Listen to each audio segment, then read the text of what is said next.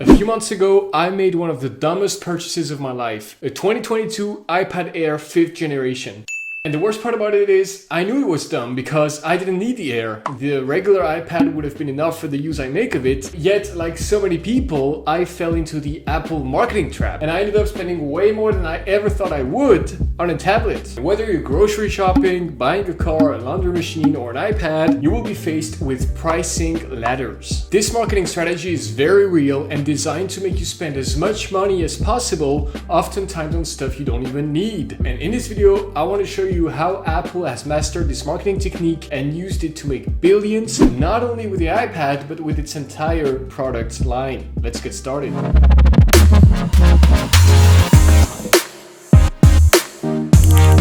In his book, The Myth of Fair Value, William Poundstone writes about a study on purchasing patterns, which was run by a company through 3 simple tests. In test 1, the company offered a product with 2 options, regular and premium. 80% of the people ended up buying the premium option. In test 2, the company added a third, cheaper option to see if it could appeal to a wider audience, including people looking for maybe a lower price point. And during that test, almost nobody bought the cheapest option, and the ratio of standard to premium purchases was flipped upside down. Customers now assumed that the regular option was the most fairly priced one, so around 80% went with it. And as a company, you don't want that because you're missing out on potential revenue. In test 3, the company did the opposite of test 2. They went with offering a regular, premium, and super premium option for their product. And this flipped the ratio back in their favor, with 5% of customers going for the regular, 85% for premium, and 10% for super premium. And just like that, they had found the most revenue generating approach.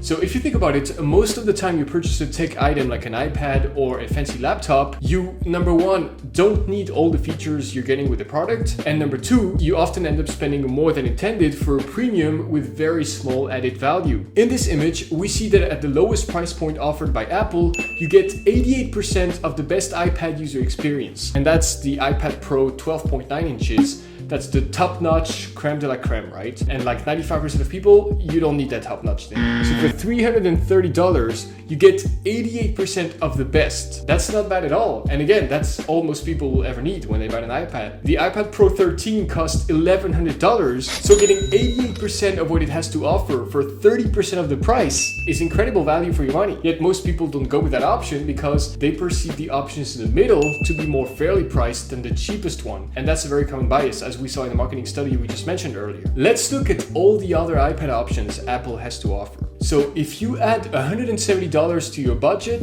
you can get 92% of the best iPad. If you add $100 more on top of that, so $270 more than your initial budget, you get 95% of the best iPad. And if you add an extra $200, so you're now $470 above your initial budget, you get 98% of the best iPad on the market. And finally, if you had $220, $690 from your initial budget, you get 100% of the best iPad. You get the best iPad. This highlights one of the core principles of pricing ladders. The more money you spend, the less value per money unit spent you get. In other words, at the beginning of the chart, a $170 increase in budget will yield a 4% increase in product value. But at the end of the chart, you need to spend $313, more than double that, to get a mere 2% increase in value. That's ridiculous, and that's objectively a terrible deal. And so you might be wondering, what kind of fool would fall for this trap? Well, almost everybody, including me.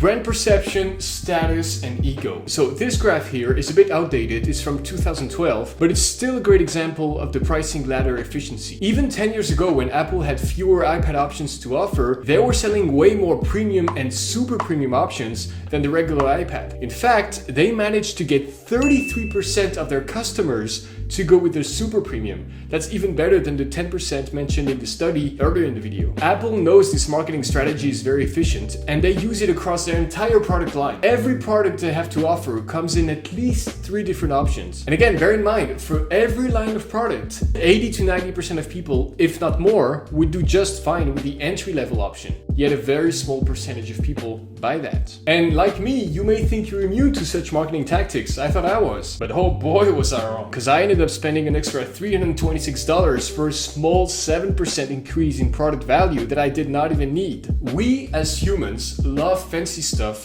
for one of two reasons. Number one, it makes us feel good to own nice things. That was my reason for getting an iPad. I initially wanted one because the first generation iPad that was given to me by someone else years ago started to show signs of exhaustion, and it was too old to update, and this prevented me from updating my favorite language learning app, Duolingo. So again, spending $400 on the cheapest iPad would have been more than enough for me, but then I went to the store and I tried the fancier one, and it felt smoother, better, lighter, faster. It was a whole new world, right? And especially in the productivity slash self-improvement world, one of people's favorite excuses for buying fancy high-tech items is that it will make them more productive, more efficient, more creative, right? Although this may be true if you're a professional and you actually need the item to work, most of us will, again, usually do just fine with the entry-level option.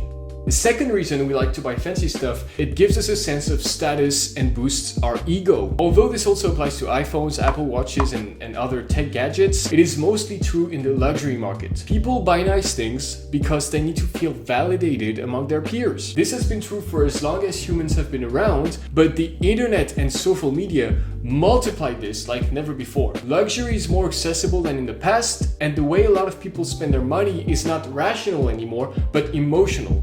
44% of people who buy luxury items have a low amount in savings, and 25% of them earn a low income. 18 to 35-year-olds contributed 85% to growth in the luxury market, and they will make up 45% of total high-end spending by 2025. So people can't necessarily afford nice stuff, but when they want a Louis bag, they want it now, and they want everyone to see it.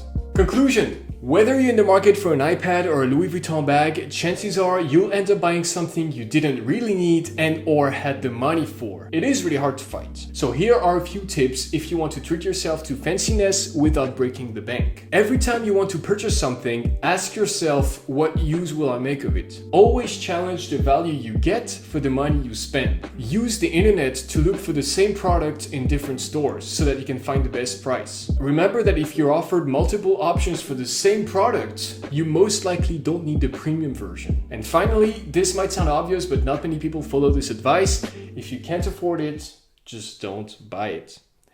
Thanks a lot for watching this video. As always, it means the world. If you enjoyed it, remember to subscribe to the channel and drop a thumb up, a comment. Let me know what you thought in the comment section down below. Also, remember to check out my 75 People Who Do interview series, a PDF filled with tons of insights, book references, and tools on productivity, self-improvement, but also mindfulness and sometimes money management. So that's it. I'll see you next week for the weekly video. Thanks so much for watching. Keep up the great work. Enjoy the journey you're on.